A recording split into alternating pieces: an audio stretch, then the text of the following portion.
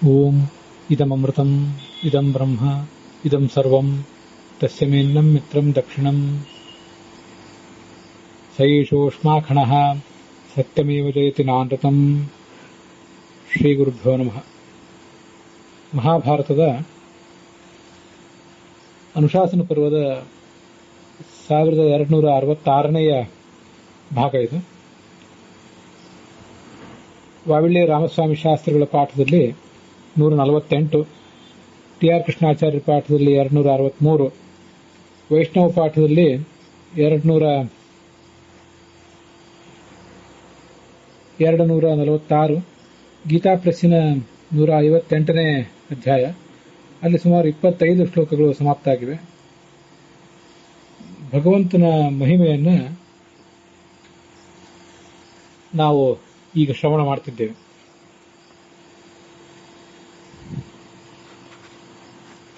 ಪಂಚಮಹಾಭೂತಗಳನ್ನು ಈ ಭಗವಂತನೇ ಸೃಷ್ಟಿಸಿದ. ಅರಣ್ಯ ಪರ್ವತ ಇವುಗಳನ್ನೆಲ್ಲ ಸೃಷ್ಟಿಸಿದ. ಹಿಂದೊಮ್ಮೆ ಇಂದ್ರ ಮತ್ತೆ ವೃತ್ರಾಸುರನ ನಡುವೆ ಯುದ್ಧ ನಡೆದಿತ್ತು. ಆಗ ವಜ್ರಾಯುಧವನ್ನು ಹಿಡಿದಂತಹ ಇಂದ್ರ ಮತ್ತೆ ವೃತ್ರನ ನಡುವೆ ಯುದ್ಧ ಮುಂದುವರೆದಾಗ ಕೃಷ್ಣನ ಶಕ್ತಿಯಿಂದಲೇ, ಭಗವಂತನ ಶಕ್ತಿಯಿಂದಲೇ ಆ ವೃತ್ರಾಸುರ ಹತ್ಯೆಗೊಳಗಾದ. ಇಂದ್ರನ ಮೂಲಕ ಹತ್ಯೆ ಮಾಡಿದ್ದು ಇಂದ್ರ ಹೌದಾದರೂ ಒಳಗಿರುವಂತಹ ಶಕ್ತಿ ಭಗವಂತನದೇ ಆಗಿದೆ. ದುರ್ವಾಸ ಋಷಿಗಳು ಮಹಾಕೋಪಿಷ್ಠರು. ಅಂಥ ಕೋಪಿಷ್ಠರಾದ ಋಷಿಗಳನ್ನು ಕೂಡ ಈತ ತನ್ನ ಮನೆಯಲ್ಲಿ ಇಟ್ಟುಕೊಂಡು ಉಪಚರಿಸಿದ. ಅಂಥ ಸೇವೆಯನ್ನು ದುರ್ವಾಸ ಋಷಿಗಳಿಗೆ ಏನು ಮಾಡಿದ, ಅದು ಬೇರೆ ಯಾರಿಗೂ ಸಾಧ್ಯ ಆಗುವಂಥದ್ದಲ್ಲ. ಅವನನ್ನೇ ಪ್ರಾಚೀನ ಕಾಲದ ಋಷಿಗಳೆಲ್ಲರೂ ಕೂಡ ಸ್ತುತಿಸ್ತಾರೆ.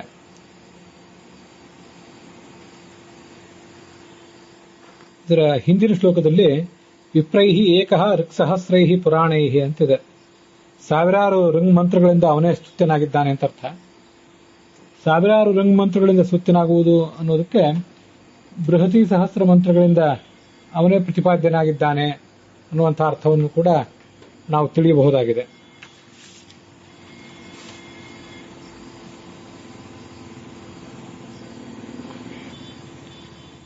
ತಮೇವಾಹು ಋಷಿಮೇಕಂ ಪುರಾಣಂ. ಅವನನ್ನೇ ಪುರಾಣ ಋಷಿ, ಪ್ರಾಚೀನ ಕಾಲದ ಋಷಿ ಅಂತ ಅವನನ್ನೇ ವರ್ಣಿಸ್ತಾರೆ.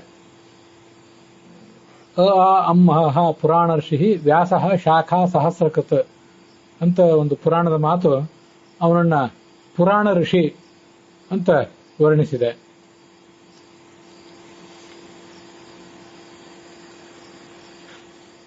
ವೇದಾಂಶಯೋ ವೇದಯತೆ ಅಧಿದೇವ. ಎಲ್ಲಾ ದೇವತೆಗಳಿಗೂ ಈತ ಅಧಿದೇವತೆ. ಆದರೂ ಸ್ವಯಂ ತಾನು ವೇದಾಧ್ಯಯನ ಮಾಡ್ತಾನೆ, ಮತ್ತೆ ಇನ್ನೊಬ್ಬರಿಗೆ ಅದನ್ನು ತಿಳಿಸ್ತಾನೆ. ಈ ಜಗತ್ತಿನ ಎಲ್ಲಾ ಲೌಕಿಕ ವೈದಿಕ ಕರ್ಮಗಳಿಗೆ ಫಲದಾತೃವಾದವನು ಈ ಭಗವಂತನೇ. ವಿಶ್ವಕ್ಸೇನಃ ಸರ್ವಮೇತದ್ ಪ್ರತೀಹಿ. ಭಗವಂತನ ಕಾರಣದಿಂದಾಗಿಯೇ ಎಲ್ಲಾ ಕ್ರಿಯೆಗಳು ನಡೆಯುವುದು, ಫಲ ಸಿಗುವುದು ಕೂಡ ಅವನಿಂದಾಗಿಯೇ. ಸೂರ್ಯ, ಚಂದ್ರ ಮೊದಲಾದ ಜ್ಯೋತಿಷಿಗಳ ರೂಪದಲ್ಲೂ ಕೂಡ ಅವನೇ ಇದ್ದಾನೆ. 3 ವ್ಯಾಹೃತಿಗಳು ಇವೆಲ್ಲವೂ ಭಗವಂತನೇ ಆಗಿದ್ದಾನೆ. ವ್ಯಾಹೃತಯ ತಿಸ್ರಹ ಅಂತಿದೆ. ವ್ಯಾಹೃತಿಗಳಿಂದ ಅವನೇ ಪ್ರತಿಪಾದ್ಯನಾಗಿದ್ದಾನೆ ಅಂತ ಅರ್ಥ. ಅದರ ಅರ್ಥಗಳೆಲ್ಲ ಹಿಂದೆ ನೋಡಿದ್ದೇವೆ. ಭೂಹು ಎಂಬ ಶಬ್ದದಿಂದ, ಭೂಹು ಎಂಬ ವ್ಯಾಹೃತಿಯಿಂದ ವರಾಹ, ಭುವಃ ಎಂಬ ವ್ಯಾಹೃತಿಯಿಂದ ನರಸಿಂಹ, ಮತ್ತೆ ಸ್ವಹ ಎಂಬ ವ್ಯಾಹೃತಿಯಿಂದ ಕಪಿಲ ರೂಪಿಯಾದ ಭಗವಂತ ವಾಚ್ಯನಾಗಿದ್ದಾನೆ. ಭೂಹು ಅಂದ್ರೆ ಸ್ಫೂರ್ತಿ ಅಂತ ಅರ್ಥ. ಬಲಸ್ವರೂಪನಾದ್ದರಿಂದ ಭುವಃ ಅಂತ ವಾಚ್ಯನಾಗಿದ್ದಾನೆ. ಸುವಹ ಅಂದ್ರೆ ಬಲ ಸ್ವರೂಪ. ಸುವಹ ಸುಬಲ ರೂಪತ್ವಾತ್. ಭೂರಿ ವೀರ್ಯತ್ವತೋ ಭುವಃ. ಮಹಾಪರಾಕ್ರಮಿ ಆದ್ದರಿಂದ, ವೀರ್ಯಶಾಲಿ ಆದ್ದರಿಂದ ಭುವಃ ಅಂತ ಅವನೇ ವಾಚ್ಯನಾಗಿದ್ದಾನೆ. ಸಂವತ್ಸರ, ಋತು, ಪಕ್ಷ ಇವೆಲ್ಲವನ್ನು ಸೃಷ್ಟಿಸಿದವನು ಅವನೇ. ಅದರಲ್ಲಿ ಆಯಾ ಶಬ್ದದಿಂದ ಅವನೇ ವಾಚ್ಯನಾಗಿದ್ದಾನೆ. ಛಾಂದೋಗ್ಯ ಉಪನಿಷತ್ನಲ್ಲಿ ಅದರ ಭಾಷ್ಯದಲ್ಲೂ ಕೂಡ ಭಗವಂತ ಸಂವತ್ಸರ ಇತ್ಯಾದಿ ಶಬ್ದಗಳಿಂದ ಹೇಗೆ ವಾಚ್ಯನಾಗಿದ್ದಾನೆ ಅಂತ ವರ್ಣಿಸ್ತಾರೆ. ಸಂವತ್ಸರೋ ವಾಸನಾಚ್ಚ ಸ ಆಕಾಶ ಪ್ರಕಾಶನಾತ್. ಈ ಭಕ್ತರಿಗೆ ಆಶ್ರಯವನ್ನು ಕೊಟ್ಟು ಮತ್ತೆ ತಾನೂ ಸುಖ ಸ್ವರೂಪನಾಗಿದ್ದಾನೆ. ಅವರಿಗೆ ಆಶ್ರಯ ಕೊಟ್ಟು ಅವರನ್ನ ಸುಖಿಗಳನ್ನಾಗಿ ಮಾಡಿದ್ದಾನೆ. ತಾನೂ ಕೂಡ ಸುಖ ಸ್ವರೂಪನಾದ್ರಿಂದ ಅವನನ್ನು ಸಂವತ್ಸರ ಅಂತ ಹೇಳ್ತಾರೆ. ಸಂವತ್ಸ ಅಂದ್ರೆ ಆಶ್ರಯ ಕೊಟ್ಟು ಅವರನ್ನ ಕಾಪಾಡುವವನು ಅಂತ ಅರ್ಥ.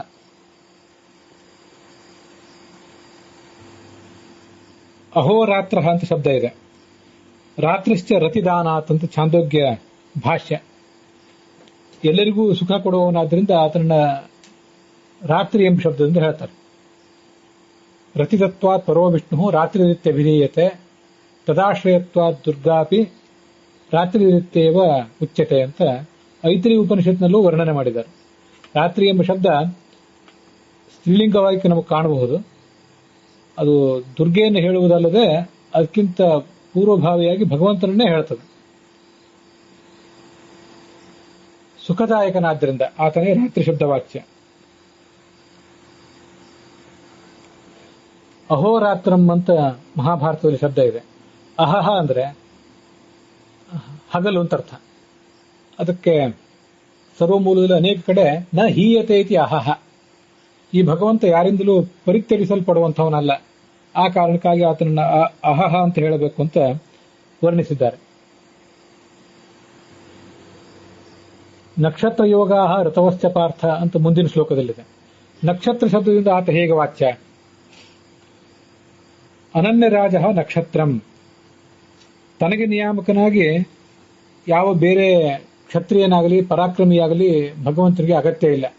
ಆತನೇ ಎಲ್ಲರನ್ನೂ ಕಾಪಾಡುವವನು. ಕ್ಷತಾತ್ ತ್ರಾಯತೆ. ಯಾರಿಗಾದರೂ ನೋವಾದ್ರೆ ಆ ನೋವಿನನ್ನ ಗುಣಪಡಿಸಿ ಅವರನ್ನು ಕಾಪಾಡುವವನು ಈ ಭಗವಂತ. ಅದರಿಂದ ಆತನೇ ಕ್ಷತ್ರ. ಅವನಿಗೆ ಮತ್ತೊಬ್ಬ ಪಾಲಕ ಇಲ್ಲ. ಆದ್ರಿಂದ ಆತ ನಕ್ಷತ್ರ ಅಂತ ಕರೆಸ್ಕೊಂಡಿದ್ದಾನೆ. ಚಂದ್ರಾದಿತ್ಯವು ಅಂತಿದೆ.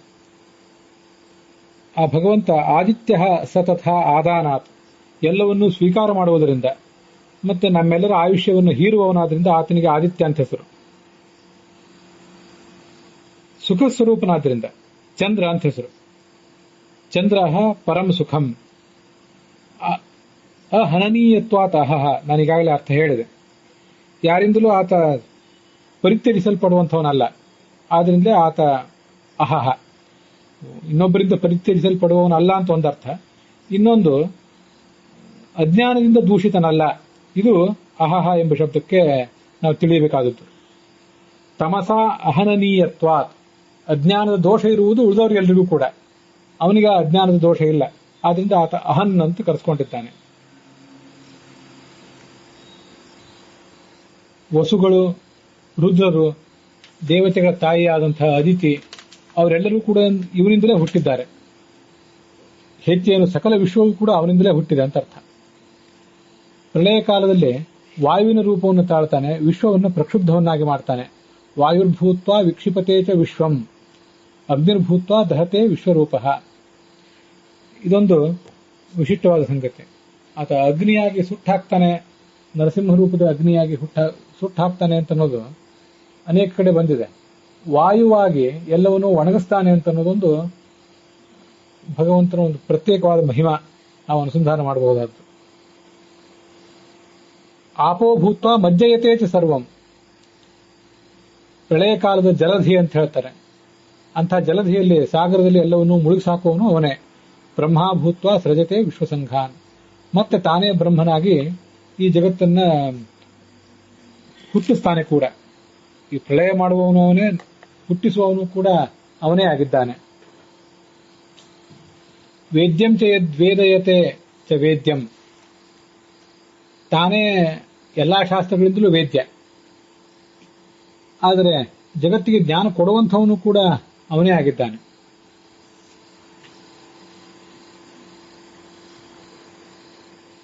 ಧರ್ಮೇ ಚ ವೇದೇ ಚ ಬಲೇ ಚ ಸರ್ವಂ ಚರಾಚರಂ ಕೇಶವಂ ತ್ವಂ ಪ್ರತೀಹಿ. ನಮ್ಮೆಲ್ಲರ ಬಲದಲ್ಲಿ ಅವನಿದ್ದಾನೆ, ನಮಗೆ ಬಲ ಬಂದಿರುವುದು ಅವನಿಂದ, ವೇದಗಳ ಜ್ಞಾನ ನಮಗೆ ಬಂದಿರುವುದು ಅವನಿಂದ, ನಮ್ಮ ಧರ್ಮಾಚಾರವೂ ಕೂಡ ಅವನ ಅಧೀನ. ನಾನಾ ಥರದ ಉತ್ಪಾತಗಳು, ಮೇಘಗಳು, ಮಿಂಚುಗಳು ಅದನ್ನು ಸೃಷ್ಟಿ ಮಾಡಿದವನು ಅವನು. ಇಡೀ ವಿಶ್ವಕ್ಕವನು ನಿವಾಸ ಸ್ಥಾನ. ವಿಶ್ವಾವಾಸಂ ನಿರ್ಗುಣಂ ವಾಸುದೇವಂ ಸಂಕರ್ಷಣಂ ಜೀವಭೂತಂ ವದಂತೆ ತತಃ ಪ್ರದ್ಯುಮ್ನ ಅನಿರುದ್ಧಂ ಚತುರ್ಥಂ ಆಜ್ಞಾಪಯತಿ ಆತ್ಮಯೋನಿ ಮಹಾತ್ಮ. ಭಗವಂತನ 4 ವ್ಯೂಹ ರೂಪಗಳನ್ನ ಅಲ್ಲಿ ವರ್ಣನೆ ಮಾಡ್ತಾರೆ. ವಾಸುದೇವ, ಸಂಕರ್ಷಣ, ಪ್ರದ್ಯುಮ್ನ, ಅನಿರುದ್ಧ ಅನ್ನುವಂಥ 5 ವ್ಯೂಹ ರೂಪಗಳು. ಜೀವನಲ್ಲಿ ಈ ಭಗವಂತ ಇದ್ದಾನೆ, ಅವನಿಗೆ ಅನಿರುದ್ಧ ಅಂತ ಹೆಸರಿದೆ. ಸಂಕರ್ಷಣಂ ಜೀವಭೂತಂ ವದಂತೆ. ತತ್ವನಿರ್ಣಯ ಮೊದಲಾದ ಗ್ರಂಥಗಳಲ್ಲಿ ಜೀವ ಇತಿ ಭಗವತಃ ಅನಿರುದ್ಧಸ್ಯ ಆಖ್ಯ. ಅನಿರುದ್ಧ ರೂಪಿಯಾದ ಭಗವಂತ, ಜಗತ್ತಿನ ಪಾಲನೆಯನ್ನು ಮಾಡುವಂತಹ ಅನಿರುದ್ಧ ರೂಪಿಯಾದ ಭಗವಂತ ಏನಿದ್ದಾನೆ ಅವನಿಗೆ ಜೀವ ಅಂತ ಹೆಸರು ಅಂತ ಬೇರೆ ಕಡೆ ಬಂದಿದೆ. ಇಲ್ಲಿ ಇವನನ್ನೇ ಸಂಕರ್ಷಣ, ಅವನೇ ಜೀವಭೂತ, ಜೀವನಲ್ಲಿ ಅಂತರ್ಯಾಮಿಯಾಗಿದ್ದಾನೆ, ಮತ್ತೆ ತಾನೂ ಕೂಡ ಜೀವ ಅಂತ ಕರೆಸ್ಕೊಂಡಿದ್ದಾನೆ. ಹೀಗೆ ಎರಡೂ ರೀತಿಯಾಗಿಯೂ ಆ ಜೀವ ಶಬ್ದವನ್ನ ಆ ಭಗವಂತನಿಗೆ ಹೇಳಬಹುದಾಗಿದೆ.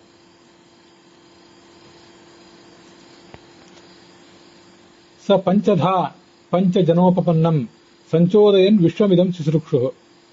ದೇವ, ಋಷಿ, ಪಿತೃಗಳು, ಚಕ್ರವರ್ತಿಗಳು ಮತ್ತು ಮನುಷ್ಯೋತ್ತಮರು ಅಂತ 5 ವಿಧವಾದ ಈ ಜಗತ್ತು. ಇಂತಹ ಜಗತ್ತನ್ನ ಸೃಷ್ಟಿಯಲ್ಲಿ ತೊಡಗಿಸಿದ್ದಾನೆ. ಉಳಿದೆಲ್ಲ ಪಂಚಮಹಾಭೂತಗಳನ್ನು ಅವನೇ ಸೃಷ್ಟಿಸ್ತಾನೆ. ದೇವ, ಋಷಿ, ಪಿತೃ, ಪ ಮತ್ತು ಚಕ್ರವರ್ತಿ ಅಂತ ಏನಿದೆಯಲ್ಲ, ಈ 5 ವಿಧಗಳು, ಇವು ಆಚಾರ್ಯರು ತಮ್ಮ ಸಿದ್ಧಾಂತದಲ್ಲಿ ವರ್ಣನೆ ಮಾಡಿರುವಂತಹ 5 ವಿಧಾನಗಳು. ಬೇರೆ ವ್ಯಾಖ್ಯಾನಗಳಲ್ಲಿ ಪಂಚರೀತಿಯ ಜಗತ್ತು ಅಂದ್ರೆ ದೇವತೆಗಳು, ಅಸುರರು, ಮನುಷ್ಯರು, ಪಿತೃಗಳು ಮತ್ತೆ ತಿರ್ಯಕ್ ಜಂತುಗಳು ಅಂತ 5 ವಿಭಾಗ ತೋರಿಸ್ತಾರೆ. ಯದ್ವರ್ತತೆ ಯಚ್ಚ ಭವಿಷ್ಯತೀಹ ಸರ್ವಂ ಹ್ಯೇತತ್ ಕೇಶವಂ ತ್ವಂ ಪ್ರತೀಹಿ. ಈಗ ಇರುವುದು, ಮುಂದೆ ಆಗುವುದೆಲ್ಲವೂ ಕೂಡ ಈ ಭಗವಂತನ ಅಧೀನವೇ. ಅವನೇ ಮೃತ್ಯು ಸ್ವರೂಪ. ಯತ್ ಪ್ರಶಸ್ತಂ ಚ ಲೋಕೇಶು ಪುಣ್ಯಂ ವೆಚ್ಚ ಶುಭಾಶುಭಂ ತತ್ಸರ್ವಂ ಕೇಶವಃ ಅಚಿಂತ್ಯಃ ವಿಪರೀತಂ ಅತಃಪರಂ. ಜಗತ್ತಿನಲ್ಲಿ ಏನೇನು ಪ್ರಶಸ್ತವಾದದ್ದಿದೆ, ಶ್ರೇಷ್ಠವಾದದ್ದಿದೆ, ಪವಿತ್ರವಾದದ್ದು ಏನೇನಿದೆ, ಶುಭ ಏನೇನಿದೆ, ಅದಕ್ಕೆ ಎಲ್ಲದರಲ್ಲೂ ಭಗವಂತ ಇದ್ದಾನೆ.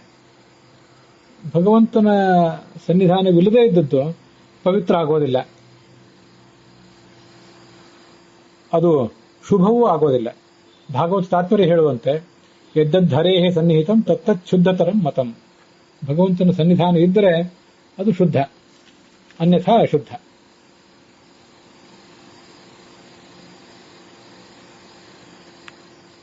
ಏತಾದೃಶಃ ಕೇಶವಃ ಅತಶ್ಚ ಭೂಯಃ. ಇಷ್ಟು ಮಹಿಮೆಯನ್ನ ನಮಗೆ ತಿಳಿದಂತೆ ನಾವು ವರ್ಣನೆ ಮಾಡಿದ್ದೇವೆ.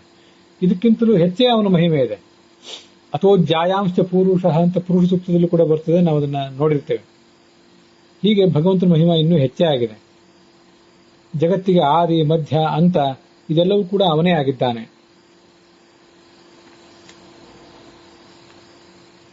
ಮುಂದಿನ ಅಧ್ಯಾಯದಲ್ಲಿ ಕೃಷ್ಣನನ್ನ ಹೀಗೆ ಪ್ರಶ್ನಿಸ್ತಾನೆ ಯುಧಿಷ್ಠಿರ. ಪ್ರಣಮ್ಯ ಪುಂಡರೀಕಾಕ್ಷಂ ಇದಂ ವಚನಮಬ್ರವೀತ್. ಏನ್ ಕೇಳಿದ? ಜ್ಞಾನಿಗಳನ್ನ ಸತ್ಕರಿಸಿದ್ರೆ, ಅವರ ಸೇವಾ ಮಾಡಿದರೆ, ಅವರ ಉಪದೇಶಗಳನ್ನು ಕೇಳಿದ್ರೆ ಏನು ಫಲ ಸಿಕ್ಕಿತು ಅನ್ನೋದನ್ನು ವರ್ಣನೆ ಮಾಡು. ಅದಕ್ಕೆ ಭಗವಂತ ಹೇಳಿಕ್ ತೊಡಗಿದ, ಅವರ ಗುಣಗಳನ್ನು ಹೇಳ್ತೇನೆ, ನೀನು ಅದನ್ನು ಕೇಳು. ಹಿಂದೊಮ್ಮೆ ನಾನು ದ್ವಾರಕಾನಗರದಲ್ಲಿದ್ದಾಗ ಪ್ರದ್ಯುಮ್ನ ನನ್ನ ಬಳಿಗೆ ಬಂದ. ಪ್ರದ್ಯುಮ್ನ ಪರಿಪಪ್ರಚ್ಛ ಬ್ರಾಹ್ಮಣೈ ಪರಿಕೋಪಿತಃ. ಯಾವುದೋ ಒಂದು ಕಾರಣಕ್ಕಾಗಿ ಬ್ರಾಹ್ಮಣರ ಬಗ್ಗೆ ಅಸಮಾಧಾನ ಆಗಿತ್ತು ಅವನಿಗೆ. ಅವರ ಮಹಿಮೆಯನ್ನು ಇವನು ಸರಿಯಾಗಿ ತಿಳಿಯದೆ ಕುಪಿತನಾಗಿದ್ದ. ಅಂಥವನು ನನ್ನ ಬಳಿಗೆ ಬಂದು, ಈ ಜ್ಞಾನಿಗಳನ್ನು ಗೌರವಿಸಿದ್ರಿಂದ ಏನು ಲಾಭ ಇದೆ, ಇದನ್ನು ವರ್ಣಿಸು. ಆಗ ನಾನು ಅವನಿಗೆ ಇತ್ತಚ್ಛೃಣು ಸಮಾಹಿತ, ಪ್ರದ್ಯುಮ್ನಿಗೆ ನಾನು ಏನು ಹೇಳಿದೆ ಅದನ್ನೇ ಇವತ್ತು ನಿನಗೂ ಹೇಳ್ತೇನೆ ಕೇಳು. ಏತೇ ಹಿ ಸೋಮರಾಜಾನಃ ಈಶ್ವರಾಹ ಸುಖ ದುಃಖಯೋ. ಜಗತ್ತಿನ ಎಲ್ಲಾ ಸುಖ ದುಃಖ ಇವೆಲ್ಲವೂ ಕೂಡ ಈ ಜ್ಞಾನಿಗಳಾದಂಥ ಬ್ರಾಹ್ಮಣರನ್ನು ಅವಲಂಬಿಸಿದೆ. ಅವರಿಗೆ ತಕ್ಕಂತೆ ನಡೆದುಕೊಂಡ್ರೆ, ಅವರ ಉಪದೇಶಗಳನ್ನು ಅನುಸರಿಸಿದರೆ ಜಗತ್ತಿಗೆ ಸುಖ, ಇಲ್ಲದೆ ಹೋದ್ರೆ ದುಃಖ. ಇವರು ಸೋಮರಾಜರು ಅಂತಿದೆ. ಏತೇ ಹಿ ಸೋಮರಾಜಾನಃ ಅಂತ ಶಬ್ದ. ಸೋಮರಾಜಾನಃ ಅಂದ್ರೆ ಏನು? ಚಂದ್ರ ಯಾಕೆ ಬ್ರಾಹ್ಮಣರಿಗೆ ದೈವ? ಇದು ಹರಿವಂಶ ಪರ್ವದ 20ನೇ ಅಧ್ಯಾಯ. ಅಲ್ಲಿ 20ನೇ ಶ್ಲೋಕದಲ್ಲಿ ಹೀಗೆ ವರ್ಣಿತ ಆಗಿದೆ. ಅಲ್ಲಿ ಚಂದ್ರನ ಉತ್ಪತ್ತಿ, ಆತ ಮಾಡಿದ ರಾಜಸೂಯ ಯಾಗ ಇತ್ಯಾದಿಗಳ ವರ್ಣನ ಎಲ್ಲ ಇದೆ. ತತಸ್ತಸ್ಮೈ ದದೌ ರಾಜ್ಯಂ ಬ್ರಹ್ಮ ಬ್ರಹ್ಮವಿದಾಂಬುರಃ ಬೀಜೌಷಧೀನಾಂ ವಿಪ್ರಾಣಾಂ ಅಪಾಂ ಚ ಜನಮೇಜಯ. ಚತುರ್ಮುಖ ಬ್ರಹ್ಮ ಚಂದ್ರ ಮಾಡಿದ ಸಾಧನೆಯಿಂದ ಪ್ರೀತನಾಗಿ ಅವನಿಗೆ ಎಲ್ಲ ಬೀಜಗಳ, ಔಷಧಗಳ ಮತ್ತೆ ಬ್ರಾಹ್ಮಣರ ನೀರಿನ ಆಧಿಪತ್ಯವನ್ನು ಕೊಟ್ಟ ಅಂತ ಹೇಳ್ತಾರೆ. ಆದ್ರಿಂದ ಅವನು ವನಸ್ಪತೀಶ ಅಂತ ಹೇಳ್ತಾರೆ. ಚಂದ್ರನ ಕಿರಣಗಳು ವನಸ್ಪತಿಗಳ ಮೇಲೆ, ಬೀಜಗಳ ಮೇಲೆ ಬಿದ್ದರೆ ಅವು ಸಮೃದ್ಧವಾಗಿ ಬೆಳೀತವೆ. ಹೀಗೆ ಈ ಜಗತ್ತು ಏನು ಆಹಾರವನ್ನು ಸ್ವೀಕಾರ ಮಾಡ್ತದೆ, ಅದರಲ್ಲೆಲ್ಲ ಸೂರ್ಯ ಮತ್ತು ಚಂದ್ರನ ಪಾತ್ರ ಬಹಳ ಮಹತ್ವದ್ದು. ಸೂರ್ಯನಿಂದ ಅದು ಬೆಳೀತದೆ ಅಂತ ನಮ್ಗೆ ಗೊತ್ತಿದೆ. ಹಾಗೆ ಚಂದ್ರನು ಕೂಡ ವನಸ್ಪತಿಗಳ ಅಧಿಪತಿಯಾಗಿದ್ದಾನೆ. ವನಸ್ಪತೀಶಃ ಅಂತಾನೆ ಅವನು ಕರೀತಾರೆ. ನೀರಿನ ಅಧಿಪತಿಯೂ ಕೂಡ ಹೌದು. ದಿವಿ ಸೂರ್ಯಾಂಶು ಸಂತಪ್ತಂ ನಿಶಿ ಚಂದ್ರಾಂಶು ಶೀತಲಂ ಹಂಸೋದಕಮಿತಿ ಖ್ಯಾತಂ ಪ್ರಶಸ್ತಂ ಸ್ನಾನ ಪಾನಾದಿಶು ಅಂತ ಆಯುರ್ವೇದ ಶಾಸ್ತ್ರದಲ್ಲಿ ಒಂದ್ ಕಡೆ ಅದನ್ನ ವರ್ಣಿಸ್ತಾರೆ. ಹಗಲಿನ ಹೊತ್ತಿನಲ್ಲಿ ಸೂರ್ಯನ ಕಿರಣಗಳಿಗೆ ಒಡ್ಡಿಕೊಂಡಿರಬೇಕು ಈ ನೀರು. ಸಾಯಂಕಾಲದ ಹೊತ್ತಿನಲ್ಲಿ ಚಂದ್ರನ ಕಿರಣಗಳನ್ನ ಅದು ಹೀರಿಕೊಳ್ಬೇಕು. ಅಂಥದಕ್ಕೆ ಹಂಸೋದಕ ಅಂತ ಹೇಳ್ತಾರಂತೆ. ಆ ನೀರನ್ನ ಸ್ನಾನ ಮಾಡಲಿಕ್ಕೆ ಮತ್ತೆ ಪಾನ ಮಾಡಲಿಕ್ಕೆ ಉಪಯೋಗ ಮಾಡಬೇಕು. ಇಂಥ ಒಂದು ಗುಣ ಸೂರ್ಯನ ಕಿರಣಗಳಿಗೂ ಇದೆ, ಚಂದ್ರನ ಕಿರಣಗಳಿಗೂ ಇದೆ. ಅದರಲ್ಲಿ ಚಂದ್ರ ಹುಣ್ಣಿಮೆ ಇತ್ಯಾದಿ ಸಂದರ್ಭದಲ್ಲಿ ಸಮುದ್ರಗಳ ಭರತಕ್ಕೆ ಕಾರಣ ಆಗುವುದು ನಮ್ಗೆ ಗೊತ್ತಿದ್ದೇ ಇದೆ. ಅಲ್ಲಿ ಬಂದಿರುವಂತೆ ಬ್ರಾಹ್ಮಣರಿಗೂ ಆತ ಅಧಿಪತಿಯಾಗಿದ್ದಾನೆ. ನಾವೀಗಾಗಲೇ ಅದನ್ನು ನೋಡಿದ್ದೇವೆ ಹರಿವಂಶದಲ್ಲಿ. ಬೀಜಾನಾಂ ಔಷಧೀನಾಂ ವಿಪ್ರಾಣಾಂ ಅಪಾಂಚ ಅಂತ ಹೇಳಿ. ಹೀಗೆ ಬ್ರಾಹ್ಮಣರ ಜೀವನದಲ್ಲಿ ಚಂದ್ರನ ಪಾತ್ರ ದೊಡ್ಡದು. ಅದನ್ನ ಈ ರೀತಿ ವಿಶ್ಲೇಷಿಸಬಹುದು ನಾವು. ಯಾಕೆ ಚಂದ್ರನ ಪಾತ್ರ ದೊಡ್ಡದು? ಎಲ್ಲಾ ದೇವತೆಗಳು ಕೂಡ ತಾರತಮ್ಯ ಕಕ್ಷಾನುಸಾರವಾಗಿ ನಮ್ಮ ಸಾಧನದಲ್ಲಿ ಸಹಾಯ ಮಾಡಿಯೇ ಮಾಡ್ತಾರೆ. ಆದ್ರೆ ಹೀಗೆ ಅದನ್ನು ಸರ್ವಮೂಲದ ಹಿನ್ನೆಲೆಯಲ್ಲಿ ವಿಶ್ಲೇಷಿಸಬಹುದು ನಾವು. ವಿಪ್ರಾ ವೀರಾಶ್ಚ ಯಜ್ಞಾಶ್ಚ ಯಸ್ಮಾದೂತಾ ಪರಸ್ಪರಂ ವಿಹಿತಾ ವಿಷ್ಣುನಾಥೇನ ವಿಷ್ಣು ರೋಮಿತ್ಯುದಾಹೃತಃ ಅಂತ ಗೀತಾ ಪ್ರಸ್ಥಾನದಲ್ಲಿ ಆಚಾರ್ಯರು ಒಂದ್ ಕಡೆ ಓಂಕಾರದ ಅರ್ಥವನ್ನು ಹೇಳಿದ್ದಾರೆ. ಬ್ರಾಹ್ಮಣರು, ವೇದಗಳು ಮತ್ತು ಯಜ್ಞಗಳು ಇದೊಂದು ತ್ರಿಕೋಣ. ಒಂದನ್ನು ಬಿಟ್ಟು ಮತ್ತೊಂದಕ್ಕೆ ಅಸ್ತಿತ್ವ ಇಲ್ಲ. ನಾವು ಅದನ್ನು ತಿಳ್ಕೊಳ್ಬೇಕಂತ. ಈ ಮೂರನ್ನು ಹೆಣೆದಿಟ್ಟಿದ್ದಾನೆ ಭಗವಂತ. ಈ ಮೂರನ್ನೂ ಭಗವಂತ ಓತ ಮಾಡಿರುವುದರಿಂದ, ಹೆಣೆದು ಇಟ್ಟಿರುವುದರಿಂದ ಅವನಿಗೆ ಓಂಕಾರ ಅಂತ ಹೆಸರು. ಹೀಗೆ ಬ್ರಾಹ್ಮಣರ ಜೀವನದಲ್ಲಿ ಆ ಯಜ್ಞಗಳಿಗೆ ಮತ್ತೆ ವೇದಗಳಿಗೆ ದೊಡ್ಡ ಸ್ಥಾನ ಇದೆ. ವೇದಗಳ ಅಧ್ಯಯನ ಇಲ್ಲದೆ ಹೋದ್ರೆ, ಶಾಸ್ತ್ರದ ಅಧ್ಯಯನ ಇಲ್ಲದೆ ಹೋದ್ರೆ, ಮತ್ತೆ ಅದಕ್ಕೆ ತಕ್ಕಂತೆ ಕರ್ಮಾಚರಣೆ ಇಲ್ಲದೆ ಹೋದ್ರೆ ಅವನಿಗೆ ಬೆಲೆ ಇರೋದಿಲ್ಲ.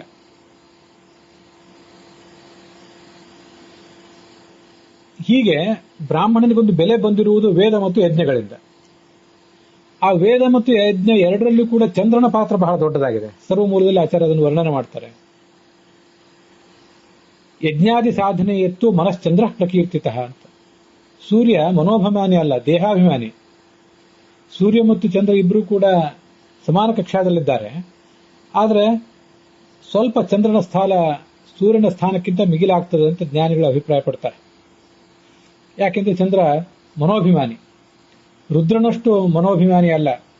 ಗರುಡ ಶೇಷ ರುದ್ರರು ನಮ್ಮ ಧ್ಯಾನ, ನಮ್ಮ ಶ್ರವಣ ಮತ್ತೆ ಮನನ ಇದು ಎಲ್ಲದಕ್ಕೂ ಅಭಿಮಾನಿಗಳು.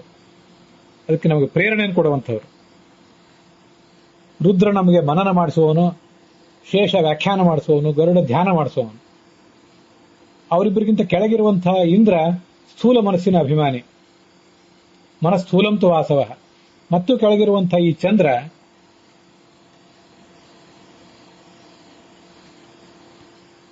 ಯಜ್ಞಾದಿಗಳನ್ನು ಮಾಡಲಿಕ್ಕೆ ಬೇಕಾಗಿರುವಂತಹ ಮನಃಪ್ರವೃತ್ತಿಯನ್ನು ನಮ್ಮಲ್ಲಿ ಹುಟ್ಟು ಹಾಕುವವನೇ ಚಂದ್ರ.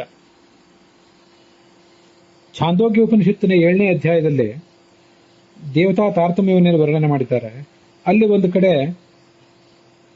ನಿಶಾಕರ ವಿಜ್ಞಾನ ದೇವತಾ ಚಾಸೌ, ಈ ಚಂದ್ರ ವಿಜ್ಞಾನದ ಅಭಿಮಾನಿಯಾಗಿದ್ದಾನೆ ಅಂತ ವರ್ಣನೆ ಇದೆ. ಹೀಗಿರುವುದರಿಂದ ಯಜ್ಞಾದಿಗಳನ್ನು ನಮ್ಮ ಕಡೆಯಿಂದ ಮಾಡಿಸುವವನು ಅಂಥ ಮನಸ್ಸಿನ ಅಭಿಮಾನಿ ಚಂದ್ರ. ಅದಲ್ಲದೆ ವಿಜ್ಞಾನಕ್ಕೆ ವಿಶೇಷವಾದ ಯಾವುದೇ ಸ್ಪೆಷಲ್ ನಾಲೆಜ್ ನಮಗೆ ಬರಬೇಕಾದ್ರೆ ಅದಕ್ಕೆ ಚಂದ್ರ ಕಾರಣ. ಇದಲ್ಲದೆ ವೇದಗಳನ್ನು ಅಧ್ಯಯನ ಮಾಡಿಸಬೇಕಾದ್ದು ಕೂಡ ಆ ಚಂದ್ರನ ಜವಾಬ್ದಾರಿಯಾಗಿದೆ ನಮ್ಮಂಥವ್ರು ಎಲ್ಲಿಗೂ ಕೂಡ. ಅದು ಹೇಗೆ?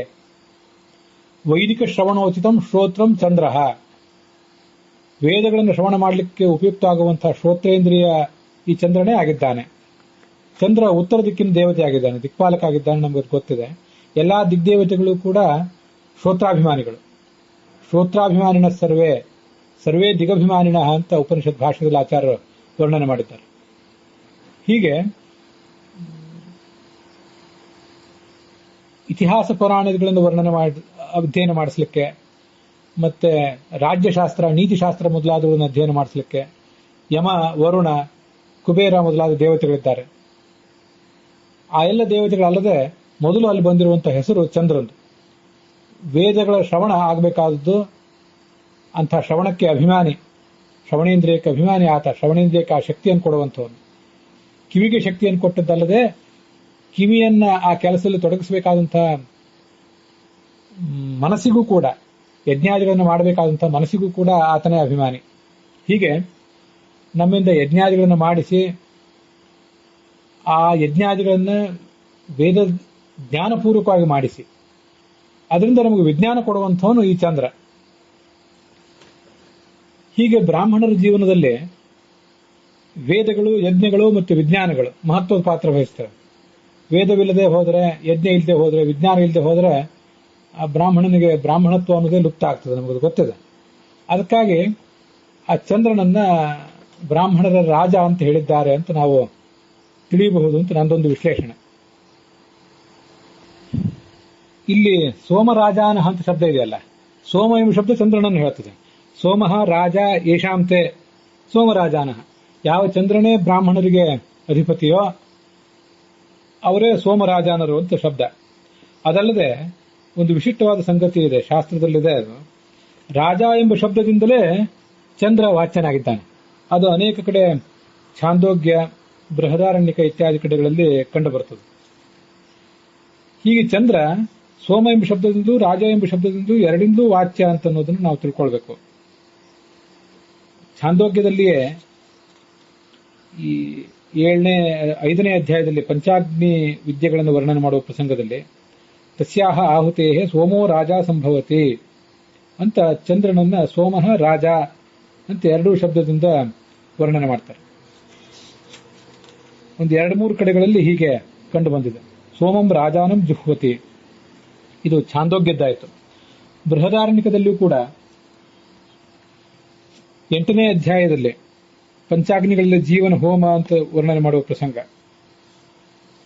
ದೇವಾಹ ಸೋಮಂ ರಾಜಾನಂ ಜುಹ್ವತಿ, ಸೋಮ ರಾಜ ಅಂತ ಅಲ್ಲಿಯೂ ವರ್ಣನೆ ಕೇಳಿ ಬರ್ತದೆ. ಕೋಶಗಳಲ್ಲಿಯೂ ಕೂಡ, ಅಭಿಧಾನ ರತ್ನಮಾಲಾ ಮೊದಲಾದ ಕೋಶಗಳಲ್ಲಿಯೂ ಕೂಡ ರಾಜ ಎಂಬ ಶಬ್ದ ಚಂದ್ರನಿಗೆ ಪರ್ಯಾಯ ಪದವಾಗಿಯೇ ಬಂದಿದೆ. ಕೆಲವು ಕಡೆ ಸೋಮ ಬಳ್ಳಿ ಅಥವಾ ಸೋಮ ರಸ ಇದನ್ನು ವರ್ಣನೆ ಮಾಡುವ ಪ್ರಸಂಗ ಬಂದಾಗ ರಾಜ ಅನ್ನೋ ಶಬ್ದವನ್ನೇ ಪ್ರಯೋಗ ಮಾಡ್ತಾರೆ. ಯಾಕೆಂದ್ರೆ ಚಂದ್ರ ಎಲ್ಲಾ ವನಸ್ಪತಿಗಳಿಗೂ ಅಭಿಮಾನಿಯೇ. ಆ ವನಸ್ಪತಿಗಳಲ್ಲಿ ಅತ್ಯಂತ ಶ್ರೇಷ್ಠವಾದದ್ದು ಸೋಮ, ವೇದದಲ್ಲಿ ವರ್ಣಿತ ಆಗಿರುವಂಥದ್ದು. ಮತ್ತೆ ಯಜ್ಞಾದಿಗಳಲ್ಲಿ ಉಪಯುಕ್ತ ಆಗುವಂಥದ್ದು ಚಂದ್ರನೇ, ಈ ಸೋಮ ಬಳ್ಳಿಯೇ.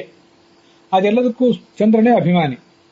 ಆದ್ರಿಂದಲೇ ಈ ಬೃಹದಾರಣ್ಯಕ ಉಪನಿಷತ್ನಲ್ಲಿ 3ನೇ ಅಧ್ಯಾಯದಲ್ಲಿ ಒಂದ್ ಕಡೆ ಉದ್ಗಾತ್ರಿಗಳು ಎಲ್ಲರಲ್ಲಿಯೂ, ಸಾಮವೇದದ ಪಠನ ಮಾಡುವ ಎಲ್ಲಾ ಉದ್ಗಾತ್ರಿಗಳಲ್ಲಿಯೂ ಇದ್ದು ಸಾಮಗಾನ ಮಾಡುವವನು ಪ್ರಾಣ ಅಂತ ವರ್ಣನೆ ಮಾಡುವ ಪ್ರಸಂಗದಲ್ಲಿ, ಬ್ರಹ್ಮದತ್ತ ಚೈಕಿತಾನೀಯ ರಾಜಾನಂ ಭಕ್ಷಯನ್, ಅವನು ರಾಜನನ್ನ ತಿಂತಾ ಇದ್ದ. ಚಿಕಿತಾನನ ಮಗ ಬ್ರಹ್ಮದತ್ತ ರಾಜನನ್ನ ತಿಂತಾ ಇದ್ದ ಅಂತಿದೆ. ರಾಜನನ್ನ ತಿನ್ನುವುದು ಅಂದ್ರೆ ಏನು? ಸೋಮರಸವನ್ನು ಪಾನ ಮಾಡ್ತಾ ಇದ್ದ ಅಂತ ಅದಕ್ಕೆಲ್ಲ ವ್ಯಾಖ್ಯಾನ ಮಾಡಿದ್ದಾರೆ. ಯಾಕೆಂದ್ರೆ ರಾಜ ಅಂದ್ರೆ ಚಂದ್ರ, ಅವನಿಂದ ಅಭಿಮನ್ಯಮಾನವಾದದ್ದೇ ಈ ಸೋಮರಸ. ಅದನ್ನ ಅವನು ಸ್ವೀಕಾರ ಮಾಡ್ತಾ ಇದ್ದ ಅಂತ ಅದರ ಅಭಿಪ್ರಾಯ ಆಗ್ತದೆ. ದೇವಪೂಜಾ ಆರಂಭದಲ್ಲಿ ವಾಯವಾಯ ಹಿ ದರ್ಶತಿ ಇಮೇ ಸೋಮ ಅಲಂಕೃತಾ ತೇಷಾಂ ಪಾಹಿ ಶ್ರುಧೀರ್ಹೋಂ ಅಂತ ಒಂದು ಮಂತ್ರ ಹೇಳ್ತೇವಲ್ಲ ಕವಾಟೋದ್ಘಾಟನೆ ಮಾಡುವಾಗ, ಅಲ್ಲಿ ಈ ಸೋಮರಸವನ್ನು ಅಲಂಕರಿಸಿಟ್ಟಿದ್ದೀವಿ ಅಂತ ಹೇಳ್ತೇವೆ ನಾವು. ವಸ್ತುತಃ ಅಲ್ಲಿ ಯಾವ ಸೋಮರಸವೂ ಅಲಂಕೃತವಾಗಿ ಇರೋದಿಲ್ಲ. ಭಕ್ತಿಯಿಂದ ಅಲಂಕೃತವಾದ ನಮ್ಮ ಮನಸ್ಸೇ ಅಲ್ಲಿ ಸೋಮ ಅಂತ. ಎಷ್ಟು ಚೆನ್ನಾಗಿದೆ ಆ ಸೋಮ ಮತ್ತು ಮನಸ್ಸು, ಅವು ಎರಡರ ನಡುವಿನ ಸಂಬಂಧ. ಅಂದ್ರೆ ಸೋಮಕ್ಕೂ ಈ ಸೋಮಲತೆಗೂ ಚಂದ್ರಾಭಿಮಾನಿ, ಮನಸ್ಸಿಗೂ ಆತ ಚಂದ್ರಾಭಿಮಾನಿ. ಇದು ಆ ದೇವಪೂಜಾ ಕಾಲದಲ್ಲೆಲ್ಲ ನಾವು ನೆನಪು ಮಾಡಿಕೊಳ್ಬೇಕಾದ ಸಂಗತಿ, ಚಂದ್ರನ ಮಹಿಮಾ. ಆದ್ರಿಂದ ಭಕ್ತ್ಯಾದ್ಯಲಂಕೃತ ಸೋಮಾಹ ಮನಾಂಶನ್ಯೇ ಹಿರಣ್ಯತಃ. ದೇವಪೂಜಾ ಕಾಲದಲ್ಲಿ, ಸಂಧ್ಯಾವಂದನ ಕಾಲದಲ್ಲಿ ನಮ್ಮ ಮನಸ್ಸು ಭಕ್ತಿಯಿಂದ ಅಲಂಕೃತ ಆಗಿರ್ತದೆ. ಇನ್ನ ಸೋಮದ ಯಾಗವೇ ನಡೆದ್ರೆ, ಜ್ಯೋತಿಷ್ಠೋಮ ಮೊದಲಾದ ಕಡೆ, ಅಲ್ಲಿ ಆ ಸೋಮರಸವನ್ನು ಹಿಂಡಿ ಅಥವಾ ಸೋಮ ಬಳ್ಳಿಯ ಮೇಲೆ ಸೋಮರಸವನ್ನು ಹಿಂಡಿದ್ರೆ ಅದನ್ನೊಂದು ಪಾತ್ರದಲ್ಲಿ ಹಾಕಿಟ್ಟು ಅದಕ್ಕೆ ಅಲಂಕಾರ ಮಾಡ್ತಾರೆ. ಇಲ್ಲೇ ಹೋದ್ರೆ ಪ್ರಾಯ ಸೋಮ ಎಂಬ ಬಳ್ಳಿಗೆ ಅಲಂಕಾರ ಮಾಡ್ತಾರೆ ಬಂಗಾರದ ಆಭರಣ ಇತ್ಯಾದಿಗಳಿಂದ. ಅದಕ್ಕೆ ಇಮೇ ಸೋಮ ಅಲಂಕೃತಾ, ಬಂಗಾರದ ಆಭರಣಗಳಿಂದ ಅದನ್ನು ಅಲಂಕಾರ ಮಾಡ್ತಾರೆ ಆಹುತಿ ಕೊಡುವುದಕ್ಕಿಂತ ಮುಂಚೆ. ಅಲ್ಲಿ ಸೋಮು ರಾಜ ಅಂತ ಕೆಲವು ಮಂತ್ರಗಳಿವೆ. ಸೋಮನನ್ನ ರಾಜ ಅಂತ ತಿಳಿತಾರೆ. ಯಾಕೆಂದ್ರೆ ಆ ಅಲಂಕಾರ ಎಲ್ಲ ಬಳ್ಳಿಗೆ, ಅಂದ್ರೆ ಬಳ್ಳಿಯೊಳಗಿರುವಂತಹ ಅಭಿಮಾನಿಯಾದ ಚಂದ್ರನಿಗೆ. ಮತ್ತೆ ಈ ಎಲ್ಲಾ ವನಸ್ಪತಿಗಳು, ಲತೆಗಳು ಮೊದಲಾದದ್ದೇನಿವೆಯಲ್ಲ, ಅವೆಲ್ಲ ಅನೇಕ ಸಂಗತಿಗಳು 19ನೇ ಕಕ್ಷಾದಲ್ಲಿ ಸೇರ್ಕೋತವೆ. ಅದಕ್ಕೆಲ್ಲ ಪ್ರತ್ಯೇಕವಾಗಿ ಯಾವುದೇ ದೇವತೆಯ ವರ್ಣನೆ ಇಲ್ಲ. ಆದ್ರೆ ಪ್ರಾಯ ಹೆಚ್ಚಿನ ವನಸ್ಪತಿಗಳು, ಔಷಧಿಗಳು, ಜಲಾಶಯಗಳು ಇವೆಲ್ಲ 19ನೇ ಕಕ್ಷಾದಲ್ಲಿವೆ. ಇನ್ನು ಕೆಳಗಿದ್ದದ್ದು ಇರಬಹುದು. ಆ ಸೋಮೋ ರಾಜ ಅಂತ ಭಾವಿಸಿ ಅದಕ್ಕೆ ಆತಿಥ್ಯ ಎಂಬ ಇಷ್ಟಿ ಒಂದು ಯಜ್ಞ ಇದೆ. ಆ ಯಜ್ಞದಿಂದ ಆತಿಥ್ಯ ಮಾಡಿ ಅದನ್ನು ಆರಾಧಿಸಬೇಕು. ಅಲ್ಲೊಂದು ದೊಡ್ಡ ಯಜ್ಞ ಏನು ಇರ್ಲಿಕ್ಕಿಲ್ಲ, ಸಣ್ಣ ಯಜ್ಞವೇ. ಆದರೂ ಆತಿಥ್ಯ ಕೊಡುವುದೇ ಒಂದು ಯಜ್ಞ. ಆ ಬಳಿಕವೇ ಸೋಮಯಾಗ ಮಾಡಬೇಕು. ಅಲ್ಲಿ ಅಲಂಕೃತ ಮಾಡಿ, ಅಲಂಕೃತ ಅಂತ ಶಬ್ದ ಇದೆ, ಅದು ಅಲಂಕಾರ ಮಾಡಿ ಮುಂದೆ ಹೋಮ ಮಾಡ್ತಾರೆ. ಹೀಗೆ ಎಲ್ಲಾ ಕಡೆನೂ ಕೂಡ ಸೋಮ ರಾಜ ಅಂತ ಚಂದ್ರನನ್ನ ರಾಜ ಎಂಬ ಶಬ್ದದಿಂದ ವರ್ಣಿಸ್ತಾರೆ. ನಿಶ್ಚಿತವಾಗಿಯೂ ಕೂಡ ನಮಗೆ ವೇದಾಧ್ಯಯನ ಮಾಡಿಸಿ, ಆ ಮೂಲಕ ನಮಗೆ ವಿಜ್ಞಾನ ಅಂದ್ರೆ ತತ್ವಜ್ಞಾನವನ್ನು ಕೊಟ್ಟು, ತತ್ವಜ್ಞಾನದ ಮೂಲಕವಾಗಿ ಯಜ್ಞವನ್ನು ನಮ್ಮ ಕಡೆಯಿಂದ ಮಾಡಿಸಿ, ನಮ್ಮ ಮನಸ್ಸಿಗೆ ಆಹ್ಲಾದ ಕೊಡುವವನು ಈ ಚಂದ್ರ. ಚಂದ್ರ ಅಂದ್ರೆ ಚದಿ ಆಹ್ಲಾದೆ, ಕನ್ನಡದಲ್ಲಿಯೂ ಚಂದ ಅಂತಾನೆ ಅಂತೇವೆ. ಆಹ್ಲಾದ ಕೊಡುವುದನ್ನು ಚಂದ ಅಂತೇವೆ. ಸಂಸ್ಕೃತದಲ್ಲಿ ಅದನ್ನೇ ಮೂಲ ಧಾತುವನ್ನಾಗಿ ಪರಿಗಣನೆ ಮಾಡಿದ್ದಾರೆ. ಆ ಮೂಲ ಧಾತುವಿನಿಂದಲೇ ಕನ್ನಡದಲ್ಲಿ ಚಂದ ಅಂತ ಆಗಿರೋದು. ಹೀಗೆ ಚಂದ್ರನನ್ನು ನೋಡಿದ ಮಾತ್ರಕ್ಕೆ, ಆ ಸುಂದರವಾದ ಚಂದ್ರಬಿಂಬವನ್ನು ನೋಡಿದ ಮಾತ್ರಕ್ಕೆ ಆನಂದ ಅಂತ ಮಾತ್ರ ಅರ್ಥ ಅಲ್ಲ. ನಮಗಾತ ವೇದ ಅಧ್ಯಯನ ಮಾಡಿಸಿ, ವಿಜ್ಞಾನವನ್ನು ಕೊಟ್ಟು, ಯಜ್ಞವನ್ನು ಮಾಡಿಸಿ ಆಹ್ಲಾದ ಕೊಡುವವನು. ಆದ್ರಿಂದ ಆತ ಚಂದ್ರ. ಹಾಗೆ ರಂಜಯತಿ, ರಂಜಿಸುವವನು ನಮ್ಮನ್ನ. ಆದ್ರಿಂದ ಆತ ರಾಜ, ರಂಜಯತಿ ಇತಿ ರಾಜ. ಹೀಗೆ ಆ ಚಂದ್ರನನ್ನ, ಚಂದ್ರಮಂಡಲದಲ್ಲಿ ಹಯಗ್ರೀವ, ಧನ್ವಂತರಿ, ಹಂಸ ಮೊದಲಾದವುಗಳನ್ನು ನಾವು ಧ್ಯಾನ ಮಾಡುವಾಗ ಆ ಚಂದ್ರನನ್ನ ಹೀಗೆ ವಿಜ್ಞಾನದಾಯಕ, ಚಂದ್ರನಲ್ಲಿ ಅಂತರ್ಗತನಾದ ಭಗವಂತ ನಮಗೆ ಆ ವಿಜ್ಞಾನ ಕೊಡ್ತಾನೆ ಅಂತ ತಿಳ್ಕೊಳ್ಬೇಕು. ಚಂದ್ರ ಮನಸ್ಸಿನ ಅಭಿಮಾನಿ ಆದ್ರಿಂದ ಎಲ್ಲ ರೋಗಗಳ ಪರಿಹಾರಕ ಕೂಡ ಹೌದು. ಮಾನವೋ ಬದರ ಸಿಂಧು ಶಶಿನಸ್ತು ತ್ರಿನಾಮಕಂ ಯೋ ವೇದ ಮುಚ್ಯತೆ ರೋಗೈ ವಿಷ್ಣುನಾಮ್ನೇವ ಸಂಸ್ಕೃತೇ ಅಂತ ಭಾಗವತ ತಾತ್ಪರ್ಯದಲ್ಲಿ ಹೇಳ್ತಾರೆ. ಮಾನವ, ಬದರ, ಸಿಂಧು ಅಂತ 3 ಶಬ್ದಗಳು ಚಂದ್ರನಿಗೆ ಕೇಳಿ ಬರ್ತವೆ. ಈ 3 ಶಬ್ದಗಳಿಂದ ಚಂದ್ರವಾಚ್ಯ ಅಂತ ಯಾರು ತಿಳಿತಾರೆ ಅವನು ಸಂಸಾರದಿಂದ ಮುಕ್ತನಾಗ್ತಾನೆ. ಭಗವಂತನ ನಾಮಗಳನ್ನು ತಿಳಿದ್ರೆ ಹೇಗೆ ಸಂಸಾರದಿಂದ ಮುಕ್ತನಾಗ್ತಾನೋ ಹಾಗೇನೆ ಚಂದ್ರನ ಈ ನಾಮಗಳನ್ನ ತಿಳ್ಕೊಳ್ಬೇಕು, ಅವೆಲ್ಲವೂ ಭಗವದ್ವಾಚಕ ಅಂತ ತಿಳ್ಕೊಳ್ಬೇಕು. ಆಗ ಆತ ಸಂಸಾರದಿಂದ ಮುಕ್ತನಾಗ್ತಾನೆ ಅಂತ ಅದರ ತಾತ್ಪರ್ಯ. ಹೀಗೆ ಚಂದ್ರನ ಸ್ಥಾನ ನಮ್ಮ ಜೀವಮಾನದಲ್ಲಿ, ವಿಶೇಷತಃ ಬ್ರಾಹ್ಮಣರ ಜೀವನದಲ್ಲಿ ಹೇಗೆ ಪ್ರಧಾನವಾಗಿದೆ. ಆದ್ರಿಂದ ಬ್ರಾಹ್ಮಣರು ಸೋಮರಾಜಾನಹ ಅಂತ ಕರೆಸ್ಕೊಂಡಿದ್ದಾರೆ ಅನ್ನೋದನ್ನ ಇವತ್ತು ನೋಡಿದ್ದೀವಿ. ಇಲ್ಲಿಗೆ ಈ ಭಾಗ ಸಮಾಪ್ತವಾಗಿದೆ.